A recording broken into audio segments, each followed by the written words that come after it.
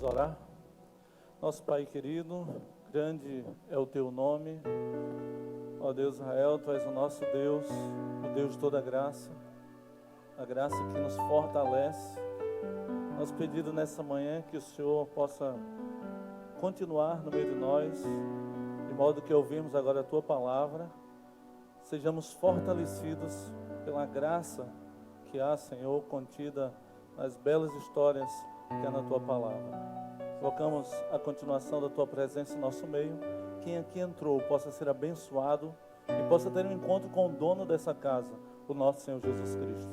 Aos amigos que nos acompanham pela internet, que as Tuas bênçãos sejam estendidas, onde estiverem, possam ser abençoados por ouvir a Tua voz. Nessa manhã nós oramos em nome de Jesus. Amém. Bom dia a todos. É com alegria que nós saudamos cada um de vocês. Sejam bem-vindos ao Espaço Novo Tempo Imperatriz, um lugar para ser, pertencer, envolver e transformar. Aos nossos amigos que nos acompanham pela internet, é sempre uma alegria tê-los aqui conosco. De modo muito especial, um abraço. Sempre tenho enviado um abraço para a Silvinha. Silvinha não pode estar aqui, mas a igreja vai até ela. E ela está nos acompanhando e um abraço para ela também. Você sabe, nós estamos numa série especial. E nessa série nós temos tratado sobre a graça de Deus. Já falamos sobre a graça que perdoa, a graça que surpreende, a graça que consola, a graça que responde, a graça que encoraja. E hoje aprenderemos um pouquinho sobre a graça que fortalece. Portanto, convido você a abrir sua Bíblia, Lucas capítulo 19, verso 10. Lembrando que eu tenho pedido ao pessoal até para manter as luzes, eu não sei, porque eu vou projetar todos os textos na tela, por uma questão de tempo. Mas eu acho que a iluminação é suficiente para você acompanhar também. Diz assim, Lucas 19, verso 10. Porque o Filho do Homem veio buscar e salvar o quê? Perdido. Sempre me chamaram a atenção os textos bíblicos que vejo Jesus se misturando com pessoas marginalizadas de sua época. É interessante. Lucas nos conta, por exemplo, que os cobradores de impostos, ou também conhecidos como publicanos, eram em alguns momentos chamados até de ladrões por aqueles da sua época. E nós vemos Jesus se misturando e, na verdade, atraindo eles ao seu encontro também. Inclusive, Jesus se convidou para jantar na casa de um cobrador de impostos, chamado Zaqueu. Foi sob protestos que Cristo ficou ali na sua casa.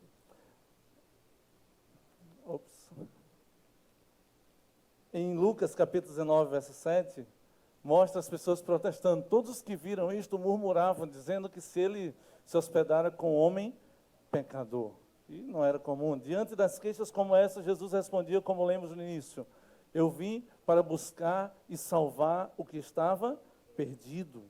E uma passada rápida nos evangelhos, descobriremos que Jesus tinha espaço na sua agenda para muitas pessoas que hoje talvez não tenham espaço na minha e na sua agenda. Deveríamos ter. Por exemplo, paralíticos, endemoniados, leprosos, cegos, mudos, aleijados, prostitutas, doentes de todas as espécies, faziam parte da agenda e do trabalho de Cristo enquanto esteve na terra. Essas pessoas se sentiam atraídas pelo ministério de Cristo. Fico pensando o que aconteceu para que alguns desses grupos, dessas pessoas e outros hoje marginalizados na nossa sociedade não se sintam bem em estar em muitas de nossas igrejas ou até mesmo aqui em nossa comunidade. Na verdade, a pergunta deveria ser não o que aconteceu com eles, mas o que está acontecendo conosco, para não atrairmos essas pessoas. Essas são o alvo do nosso Senhor Jesus Cristo. Em seu evangelho, Lucas ressalta o caráter universal do ministério de Jesus. Uma graça que é estendida a todos, não a um grupo específico de pessoas. Lucas quer mostrar que a justiça é o passaporte para o reino de Deus. E esse passaporte está acessível a todos. Por isso que não é mero acidente que a gente encontra no Evangelho de Lucas parábolas, por exemplo, como a parábola do samaritano, a parábola do filho pródigo, a parábola da grande ceia, a parábola do fariseu e do publicano, os incidentes com a pecadora na casa de Simão e, por exemplo, o ladrão na cruz. Justamente isso não são coincidências, ele tem um objetivo a escrever o seu livro. Também não é um acidente o espaço especial que Lucas dá às mulheres. A lista inclui, por exemplo, se você pegar o livro de Lucas, Isabel, Maria, mãe de Jesus, a profetisa Ana, a viúva de Naim, a pecadora sem nome na casa de Simão, Maria Madalena, Joana, Susana, as filhas de Jerusalém, ele faz a menção a muitas viúvas. Então você vê aí um quadro do livro de Lucas. Jesus, por exemplo, jamais levantou uma bandeira assim em favor das mulheres, como muitos fazem, né? Hoje tem um movimento muito grande. Mas a maneira que Jesus tratou as mulheres é, no mínimo, revolucionária. Quando você olha, por exemplo, o contexto da época. Uma oração rabínica dizia assim, ó, bendito és tu, ó Senhor, nosso Deus, Rei do Universo, que não me fizeste um gentil, que não me fizeste um escravo e que não me fizeste uma mulher. Assim que eram tratadas as mulheres. E a forma como Jesus trata, para nós talvez seja comum, mas na época, de fato, era um escândalo. Afinal, ele violou os padrões rabínicos quando recebeu mulheres como suas seguidoras. Não era comum as mulheres seguir aí os líderes, né, espirituais. Entre os episódios envolvendo Jesus, e aqui nós chegamos no texto realmente que escolhi para essa manhã, encontramos dois episódios com Jesus e seus seguidores que me chamam muito a atenção. Primeiro, pelos paralelos que existem entre elas. Primeiro, essa primeira história, a mulher que lavou os pés de Jesus, você encontra nos 4 evangelhos. Há uma grande confusão aí para saber quem que é essa mulher, daqui a pouco fala sobre isso. E também o paralelo entre a história da mulher flagrada em adultério, que está em João 8, verso de 1 a 11. São duas histórias bem conhecidas. Jesus está no jantar, a mulher vem e despeja ali um perfume caríssimo, e alguém questiona, mas que desperdício, gastar dinheiro com isso, tal. E Jesus disse, olha, aonde for pregado e falado do Evangelho, essa mulher vai ser lembrada. Isso se cumpre hoje. Nós estamos falando do Evangelho, estamos falando dessa mulher. E a segunda história conta de uma situação em que os fariseus tentam pegar Jesus ali, está em João capítulo 8, verso de 1 a 11. Não se encontra nos melhores manuscritos, por isso que às vezes na Bíblia você encontra entre parênteses, mas acreditamos ser uma história verdadeira, porque por causa de alguns fatores que eu vou explicar. Mas essa história mostra uma mulher sendo acusada de adultério, e segundo os fariseus, a pena capital era apedrejamento, a pena de morte. Perguntam a Jesus, Jesus responde, né, aquele que não tiver pecado, que atire a primeira pedra. Estou resumindo a história bem conhecida, porque eu quero ir logo aos pontos impressionantes, os paralelos. Por exemplo, em ambas as histórias, as mulheres estavam debaixo de olhares acusadores, tanto a mulher flagrada de adultério quanto a mulher que lavou os pés de Jesus. Um outro paralelo, todos os homens que tinham participado de sua conduta de pecado tentaram cobrir sua culpa com um senso de falsa moralidade. A gente vê nas duas histórias isso acontecendo. Quando aquele que a Bíblia chama até de ladrão, diz assim, mas gastar dinheiro com isso, poderia dar aos pobres, falsa moralidade. E aqui nas mulheres, no caso, eram homens que até tiveram relacionamento, de certa forma, com essa mulher, e agora queriam dar uma de santos ali na frente de todos e do próprio Jesus. Por exemplo, ambas as histórias também estão carregadas de hipocrisia, como já falei, de seus algozes. Nos 2 episódios, nas 2 histórias, Jesus encoraja a seguir em frente com palavras muito similares. E as palavras realmente são muito parecidas. Vejamos, para a primeira mulher, ele diz, os teus pecados estão perdoados. Para a segunda mulher, ele diz, nem eu te condeno. Parecido, não?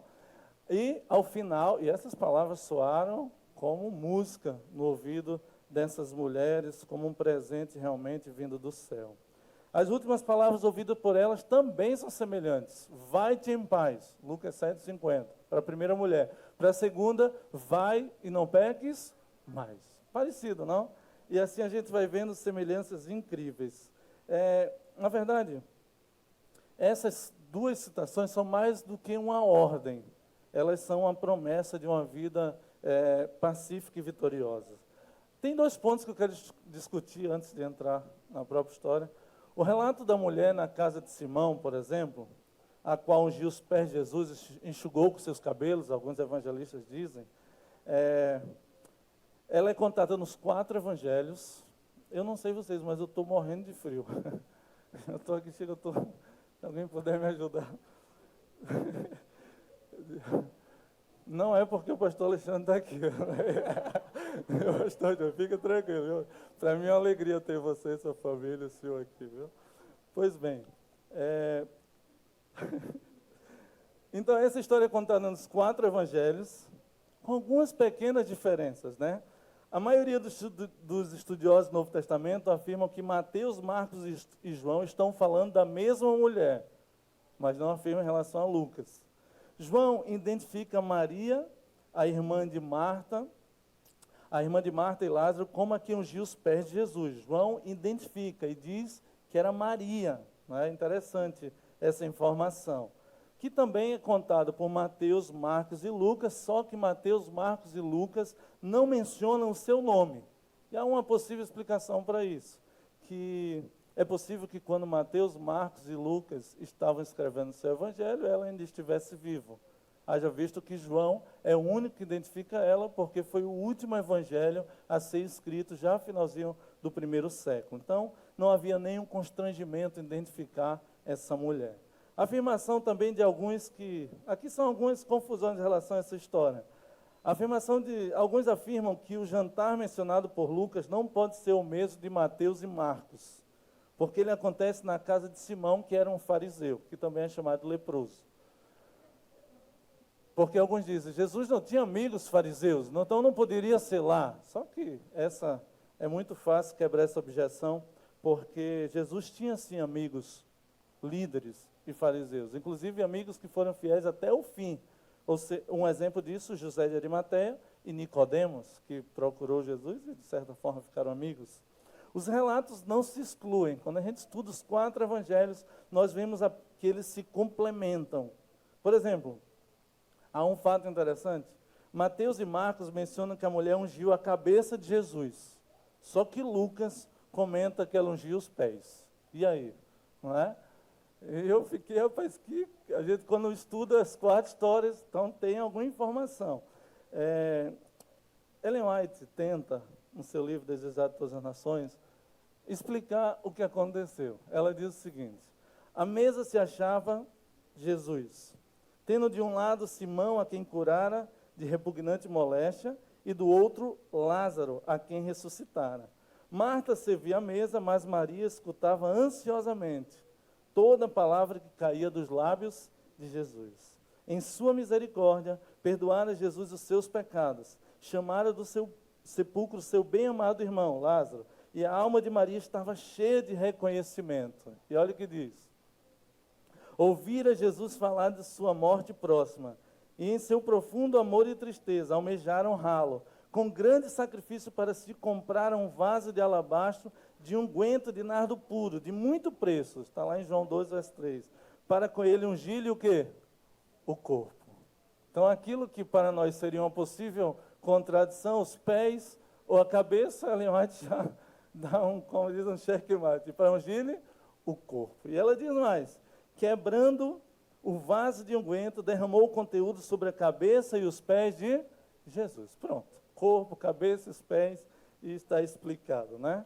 Além das similaridades entre o relato de Lucas e os outros 3 evangelhos, é muito difícil a gente olhar para isso e dizer que são apenas coincidências, os 4 relatos, né? Há uma relação forte, sim, entre eles. Por exemplo, todos concordam que a ocasião era um jantar ou uma festa, né? Então, todos os evangelistas concordam. E que mais? Todos concordam que ele foi ungido por uma mulher. Outra essa palavra é ruim, né? Similaridade. Os 3 sinóticos, ou seja, Mateus, Marcos e Lucas, concordam que o unguento estava num vaso de alabastro. Então, é muito semelhança para ser uma história diferente, pelo menos na minha opinião. E todos concordam que Simão, apresentado como leproso ou como fariseu, Lucas apresenta ele como fariseu, porque talvez Lucas está preocupado em mostrar para os líderes religiosos que Jesus, sim, tinha amizade com alguns fariseus. O segundo ponto que quero chamar a atenção dos 2 diz respeito a se Maria Madalena e a mulher adúltera são realmente pessoas diferentes. Há grupos na teologia que defendem que são diferentes, que são iguais, né? Por exemplo, será que há razões para crermos que elas são diferentes ou que são iguais? São a mesma pessoa? O fato, queridos, é que não há qualquer evidência bíblica, assim, tão clara, que seja favorável ou contrário a esse pensamento. Mas também não temos nenhum indício que negue, por isso podemos caminhar na linha que eu estou tentando levar, de que talvez sejam as mesmas pessoas. Então, estamos diante de uma questão que cabe ao leitor decidir o que seria, se são a mesma mulher ou se são pessoas diferentes. Ao consultar os comentários bíblicos, tudo que você tem aí à disposição, nós encontramos um silêncio sepulcral. Nada se fala. Os melhores comentaristas, pouco se fala sobre o que seria ou não a mesma mulher. Para definir a minha opinião, eu me deparei com uma das declarações muito intrigantes que se encontra no livro O Desejado de Todas as Nações. Ali tem um comentário sobre uma mulher adúltera que se tornou uma firme seguidora de Jesus. Agora tentem fazer o link com história com outra a partir dessa citação. Diz assim, está falando da mulher adulta, diz assim, com abnegado amor e devoção, retribuiu-lhe a perdoadora misericórdia. Não seria uma alusão, ainda que pálida, ao episódio que acontece lá em Betânia, ela retribuindo, não é? Vamos mais adiante há outro comentário um pouco mais alusivo que diz assim, essa penitente mulher tornou-se o quê? Um dos membros mais fiéis do círculo de amizade de quem? De Jesus. Ela retribuiu seu perdão e compaixão com um ato de amor e adoração de profundo desprendimento. Olha, parece uma alusão que aconteceu lá em Betânia. Mais tarde, quando estava cheia de pesar ao pé da cruz, seu coração foi transpassado novamente ao ver a agonia de morte na face de seu Senhor e ouvir-lhe o brado pungente. Ela sabia que o sacrifício era por causa do pecado e sua responsabilidade como alguém cuja enorme culpa, enorme culpa havia ajudado a trazer tal angústia ao Filho de Deus, parecia mesmo muito pesada. Temos algumas razões a partir desse texto para identificar essa mulher como Maria Madalena. Ela se tornou um dos membros mais fiéis do círculo de amizade, diz o texto que lemos há pouco. Parou aqui. Por exemplo, está claro na Bíblia que Jesus apreciava a amizade de Maria Madalena, de Marta e de Lázaro. Muitas vezes Jesus ia à sua casa, portanto, bate um pouquinho o relato que é citado aqui por Ellen White. Diz assim, a segunda citação que tem no texto diz assim, ela retribuiu seu perdão e compaixão com um ato de amor e adoração de profundo desprendimento. Lembra o episódio de Betânia da unção de Jesus com aquele perfume tão caro, né? E ela estava aos pés de Cristo, diz a citação. E nós encontramos, sim, Maria aos pés de Cristo, não uma vez, mas várias vezes. Embora tudo isso não passe de conjecturas, de ideias, né, que estão além do texto, eu vejo motivos suficientes para acreditar que Maria Madalena, Maria de Betânia, a irmã de Marta e Lázaro e a mulher adúltera são a mesma pessoa. Essa é minha opinião, né, em relação ao texto. Agora, pastor, por que isso é tão importante? Que diferença faz isso? Isso muda toda a maneira de enxergar os dois acontecimentos. Por exemplo, o jantar em Betânia passa a ser o ponto ápice, o clímax da experiência de conversão de Maria. Já o episódio na praça do templo foi a sua maior vergonha e também o início de uma maravilhosa mudança. Se estamos falando da mesma pessoa, são dois eventos diferentes. Quero destacar algo interessante sobre Jesus, sobre as palavras, né? Há poder nas palavras. Elas são vigorosas ações. Por meio das palavras podemos despertar sentimentos de afeto, de coragem, de autoestima, mas também através das palavras podemos despertar ódio, ressentimento, tantas coisas ruins. É por isso que o apóstolo Tiago nos dá conselhos sobre usarmos bem a nossa língua, o dom da fala, né? Quando eu penso na maneira como Jesus tratou Maria, enquanto ela lavava os pés, vem em minha memória esse texto. O texto aqui, esse texto desejado de todas as nações, página 245, ela diz: nunca foi rude, nunca proferiu desnecessariamente uma palavra severa, não ocasionou nunca sem motivo uma dor a uma alma sensível. Nossa, que Deus maravilhoso. Quão longe, talvez, muitas vezes nós estamos disso aqui. Olha o que ele diz: não censurava a fraqueza humana, denunciava sem temor a hipocrisia, a incredulidade e a iniquidade, mas tinha lágrimas na voz quando emitia suas esmagadoras repreensões. Que Deus! Jesus não tinha apenas as palavras certas, mas falava nos momentos certos. Em alguns momentos ele guardava silêncio. Por exemplo, quando estava sendo julgado, diante da pergunta feita pelo sumo sacerdote durante seu julgamento, ele ficou calado. Como diz a Bíblia, há tempo para tudo. Mas também havia momentos que ele falava, e falava até para os ventos e o mar. E a palavra de Deus diz que estes os obedeciam. Poder da palavra.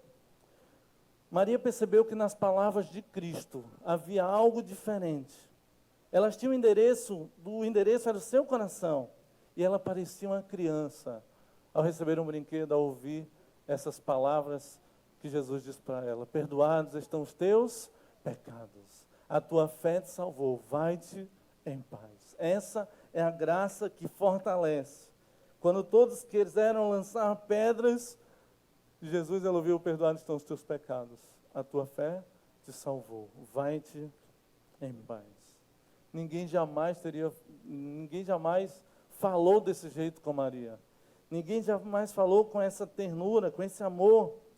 Os judeus têm uma maneira peculiar de lidar com o poder das palavras.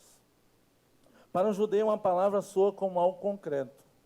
É por isso que a gente não vê, é interessante, na Bíblia, você não vê um judeu assinando um contrato, né? Ele diz: falou, está falado, batia a sandália, falou, tem que cumprir.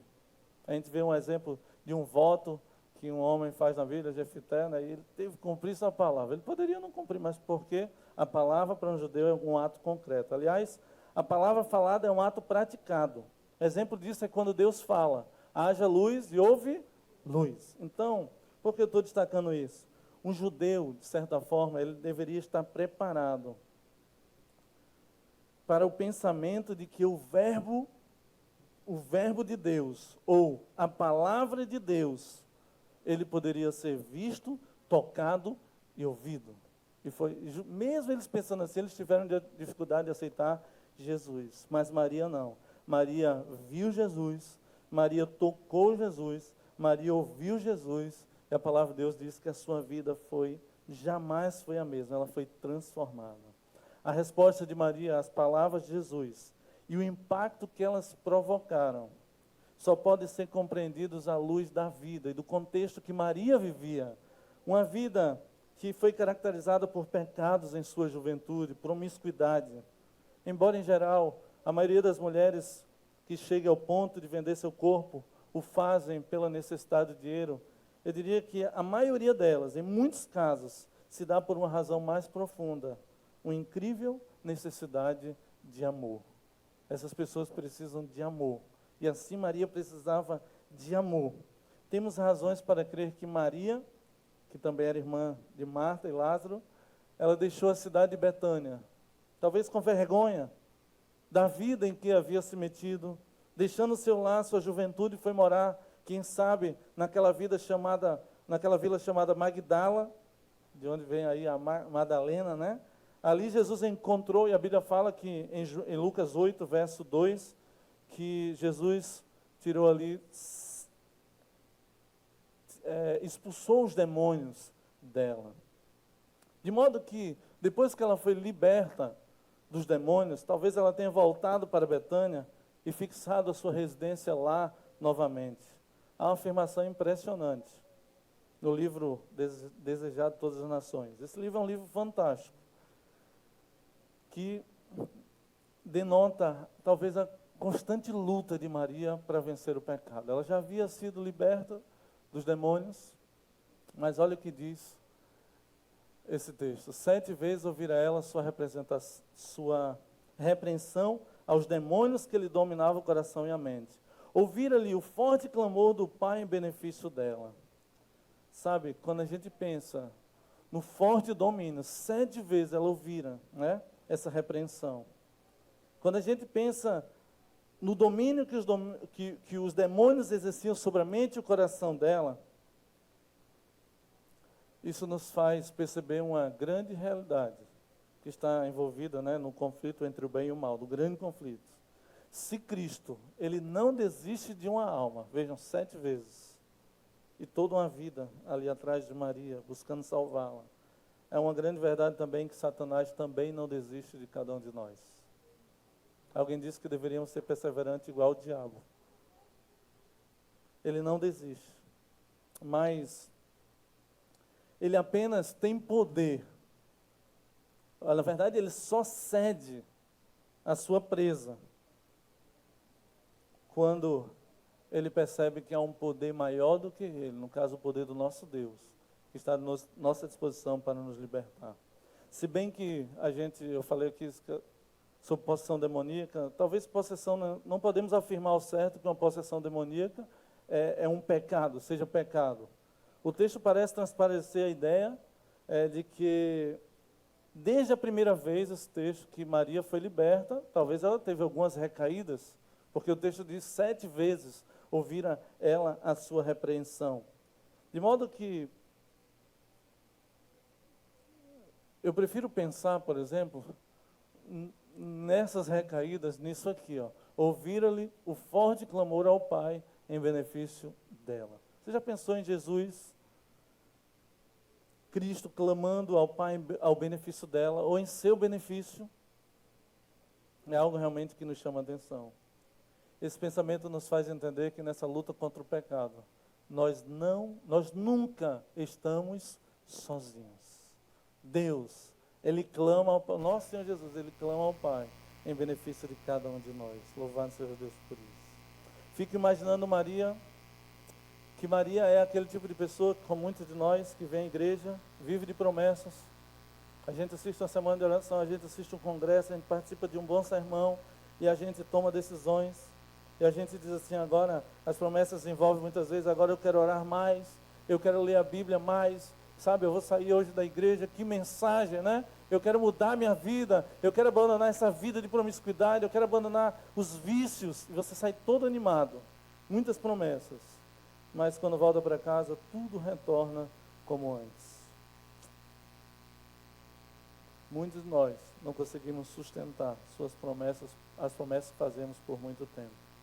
Quando lemos a Bíblia, percebemos, estamos fazendo reavados por sua palavra, passamos há pouco pelo livro de Juízes, a gente vê algo interessante. Começando, por exemplo, em Deuteronômio. O povo de Israel passou por esses altos e baixos muitas vezes. Uma vez Deus se apresentou de forma maravilhosa, apresentou a sua lei novamente, o povo, diante de tudo aquilo que aconteceu, disse a Moisés: tudo o que te disser, disseram do Senhor nosso Deus, o que é que eles disseram?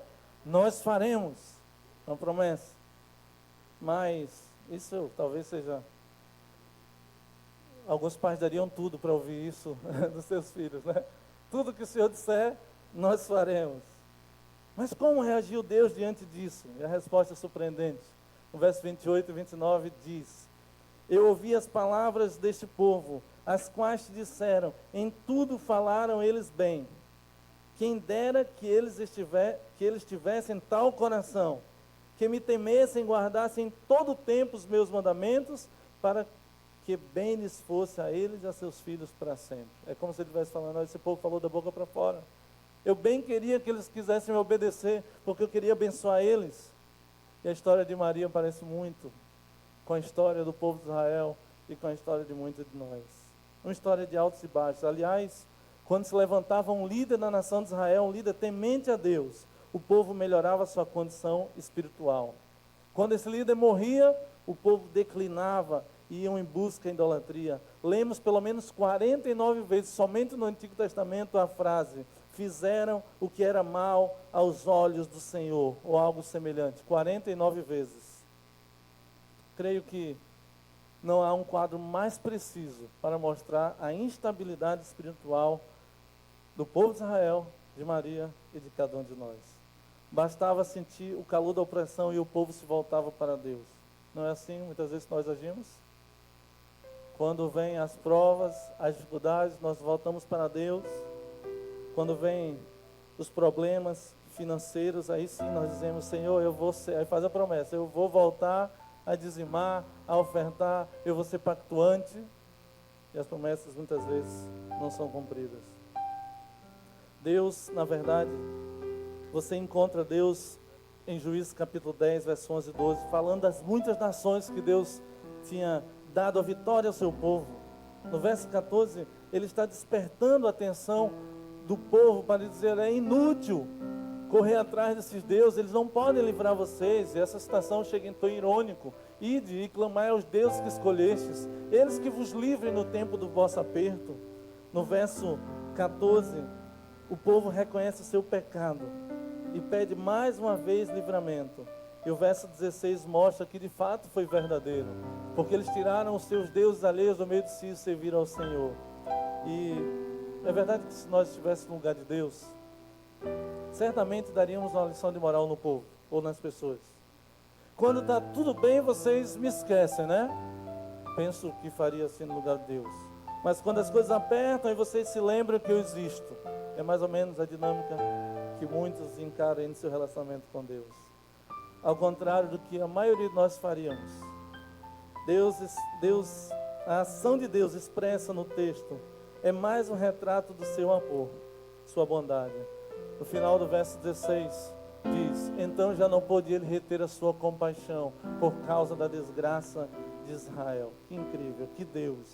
Mais uma vez, Deus livra o seu povo. Nesse caso usa o filho de uma prostituta, Jefité, para livrar a nação de Israel dos seus inimigos. Houve um momento na história de Israel que o povo estava tão dividido que Deus mandou um recado por meio de Isaías. Isaías 29, verso 13 diz: este povo se aproxima de mim e com a sua boca e com seus lábios me honra, mas o seu coração está longe de mim e o seu temor para comigo consiste só em mandamentos de homens que aprenderam de forma automática ou manual, né?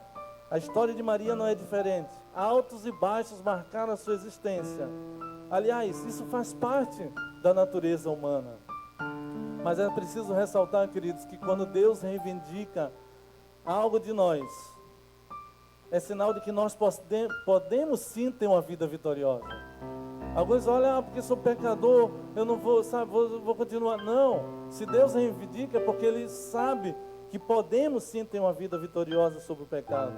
Deus não pediu de nós algo que não fosse possível nós darmos a Ele.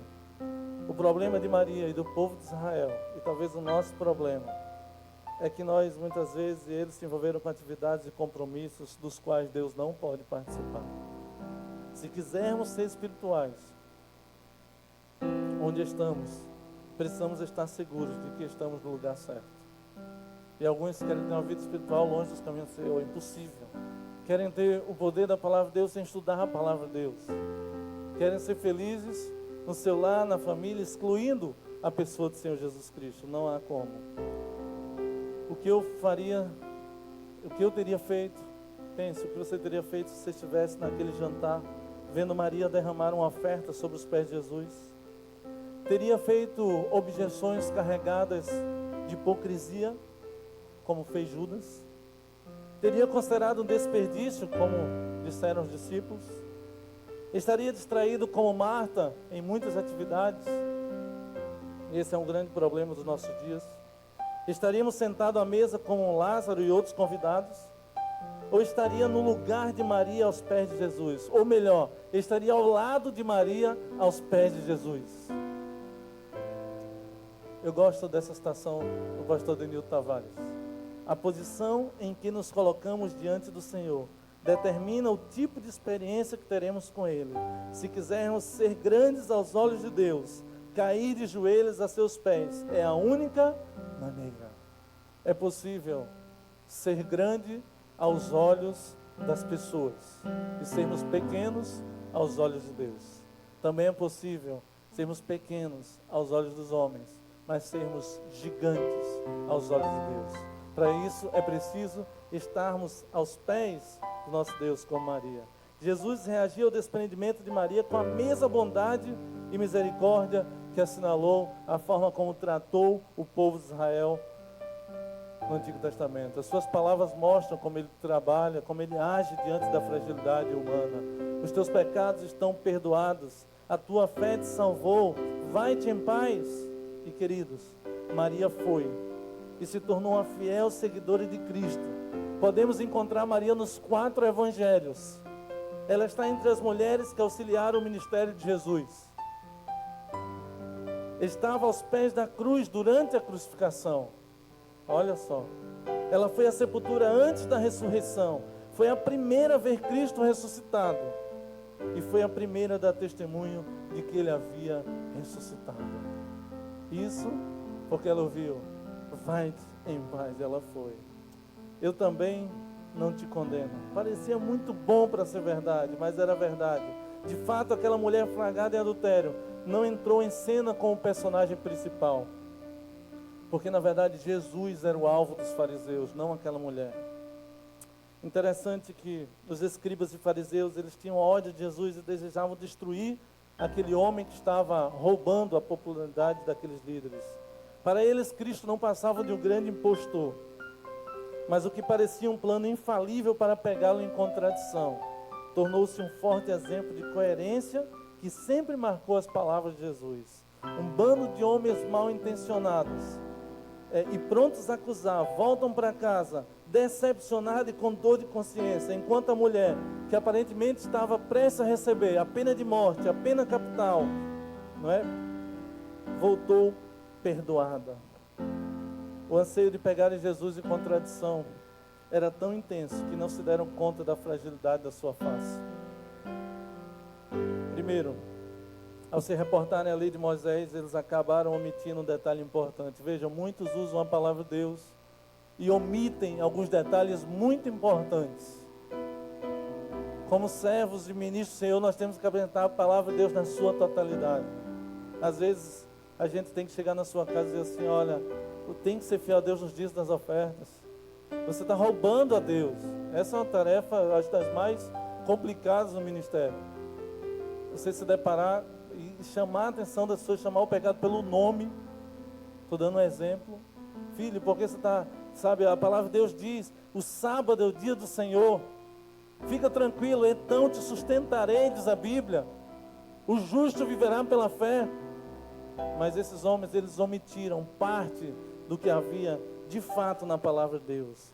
A palavra de Deus mostra que eles disseram: mestre, essa mulher foi apanhada em flagrante adultério, e na lei nos mandou Moisés que tais mulheres sejam apedrejadas. Veja como a intenção era pegar Jesus. Tu, pois, o que dizes? Essa acusação deixou de mencionar que não apenas a mulher deveria ser morta, mas também o homem.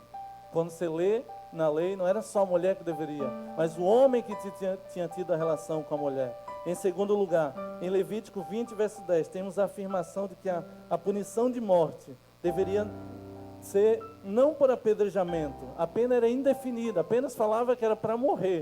Então eles fizeram uma misturada aí das leis, daquilo que havia na Bíblia, na lei de Moisés. A pena por apedrejamento é clara no caso de uma moça virgem, uma moça nova, que cedeu às tentações de alguém que a seduziu, né? A orientação nesse caso está em Deuteronômio 22, verso 4, que diz: trareis ambos à porta daquela cidade e os apedrejareis até que morram, que não era o caso daquela jovem. A intenção dos acusadores era colocar Jesus contra Moisés. A punição da mulher estava em segundo plano. Isso é um detalhe interessante. O dilema parecia intransponível. Se Jesus dissesse que deviam deixá-la ir, eles acusariam de quebrar a lei de Moisés. Mas se lhe desse permissão para apedrejá-la, ele quebraria a lei romana, que não permitia que ninguém fosse morto sem a autorização de Roma. Vendo de outro modo, se ele ignorasse o assunto, poderia ser acusado de acobertar o pecado. Fica óbvio, né? E se a condenasse, poderia ser acusado de contradizer suas próprias palavras, né? Porquanto Deus enviou seu Filho ao mundo para que não condenasse o mundo, ele estaria condenando ela, mas para que o mundo fosse salvo por ele. Os acusadores estavam convictos de que finalmente o haviam colocado num beco sem saída, como diz, né? A situação era decisiva. Somente um juiz muito sábio poderia definir esse caso. Então, ele começa a escrever. Você conhece a história? Se baixa e começa a escrever na areia. E eles não esperavam por essa. Eu gosto de pensar nessa cena. Eu gosto de me perguntar, o que Jesus teria escrito sobre mim? Poderia ampliar essa pergunta, o que Jesus teria escrito sobre a nossa comunidade? O que Jesus teria dito da nossa comunidade? O que Jesus teria dito sobre muitas coisas que só eu e você sabe da nossa vida. Alguns sugerem que ele escreveu no chão para ganhar tempo. Já falei aqui que Deus não precisa disso. Outros argumentam que os advogados da época seguiam esse procedimento ao escrever no chão para argumentar. São algumas hipóteses. Alguns também sugerem que Jesus usou esse ato simbólico para lembrar os acusadores o que está em Jeremias 17, verso 13, que diz: ó Senhor, esperança de Israel, todos aqueles que te deixam serão envergonhados, os nomes dos que se apartam de mim será escrito no chão. E alguns dizem, talvez Jesus falou isso para mostrar que serão apagados os nomes daqueles que deixam e abandonam o Senhor, a fonte das águas vivas. Tendo em vista que Jesus conhecia os corações, é possível que ele também estivesse escrevendo os pecados de seus acusadores. Talvez ele tenha escrito também as palavras que depois ele usou. Eu também não te condeno, vai. Existem várias hipóteses para isso. Eu acredito que Jesus não colocou adjetivos na areia, porque os adjetivos, eles servem para enaltecer, mas também para condenar. Eu não acredito que ele colocou assim, ó, vocês são odiosos, vocês são invejosos, vocês são caluniadores. Não. Eu acredito que Jesus escreveu substantivos, se é que ele escreveu os pecados. Ele deve ter escrevido ódio, inveja, calúnia. A diferença é crucial entre essas duas hipóteses, porque Jesus veio para condenar o pecado, não o pecador. Jesus veio para salvar o pecador. Jesus estava tentando despertar, na verdade, a consciência daqueles homens, para mostrar que eles também estavam condenados, que eles também eram culpados. Como diz aquela música antiga, não sei se vocês lembram, a sua lei escreveu nas pedras, mas meus pecados gravou na areia. Encontramos na Bíblia 3 vezes em que Deus escreve. A primeira, Deuteronômio 31, versos 8, ele escreve os 10 mandamentos com o seu próprio dedo. A segunda está em Daniel 5, versos 24 e 27, quando ele decreta a sentença contra o rei Belsazar com aquela mão que escreve na parede.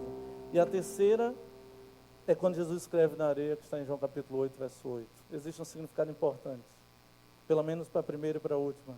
A lei foi escrita em pedra para representar a sua validade eterna, mas os pecados foram escritos na areia para que eles sejam apagados.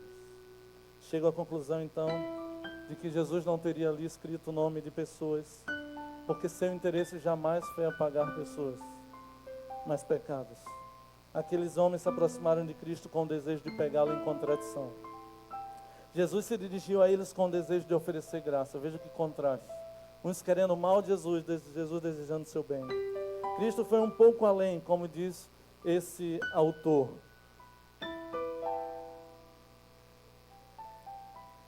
Paul Tournier, ele diz: apresentar somente a graça é amputar a metade do evangelho, como muitos fazem no meio evangelho. A graça é para a mulher que treme diante de sua culpa, mas seus acusadores só poderão partilhar da graça se redescobrirem por si mesmos o peso da culpa, de modo que a culpa tem um propósito. Apresentar, pelo contrário, só a severidade de Deus é também amputar a verdade do evangelho. Jesus suscita a culpa, não para condenar, mas para salvar, porque a graça é dada a quem se humilha, a quem toma consciência de sua culpa, como no caso daquela mulher. Queridos, eu termino dizendo que o pecado, ele é uma farsa.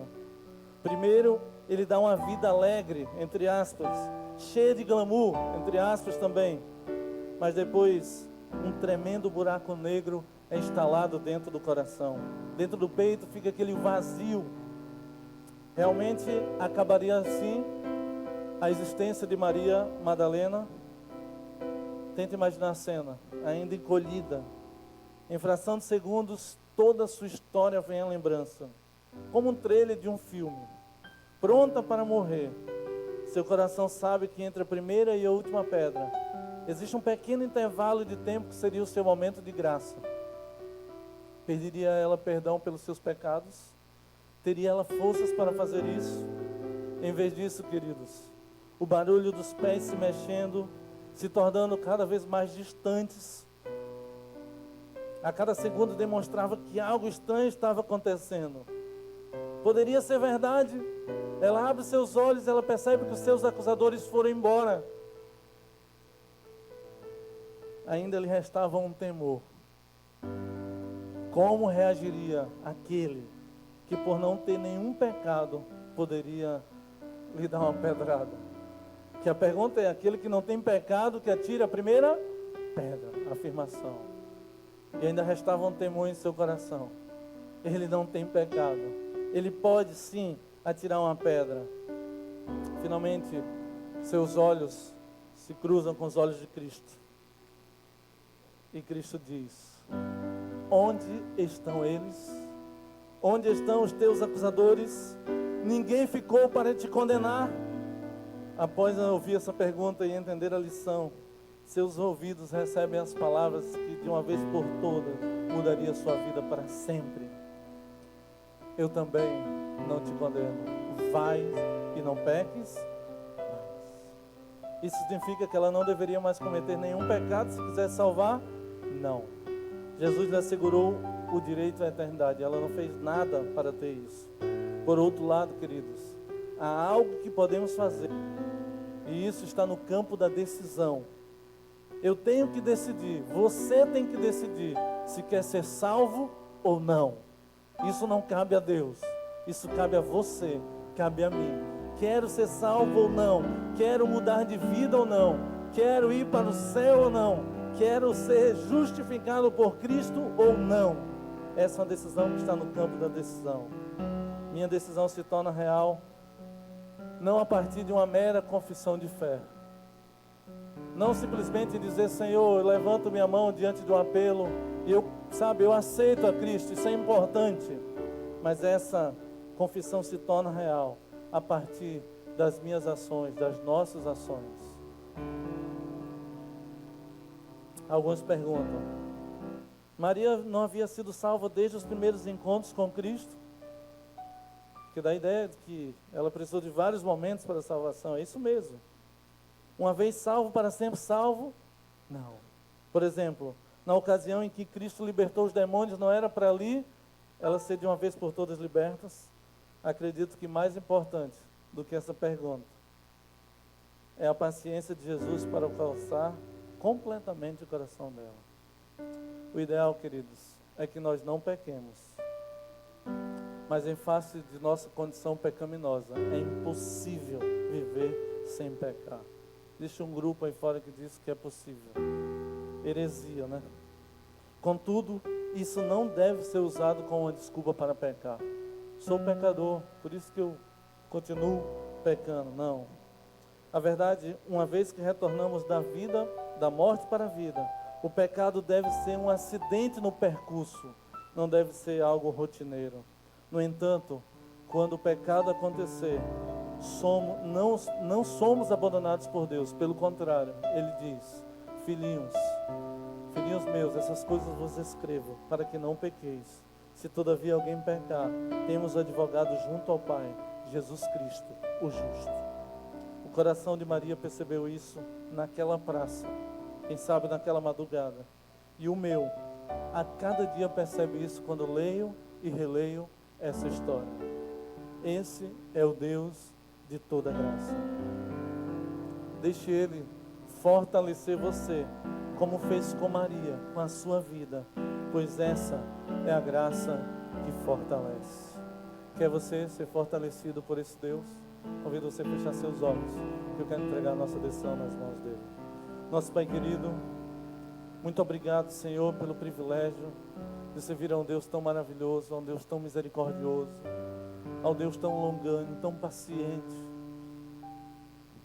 Servir o Deus de toda graça, o Senhor é tudo isso, Senhor, e muito mais. Obrigado, Senhor, porque vemos na história do teu povo altos e baixos, mas uma coisa nós nunca deixamos de ver: a tua disposição, Senhor, para nos salvar, para nos fortalecer, Senhor, para nos ajudar. Pai querido, maravilhoso foi, Senhor, meditar na história dessa mulher.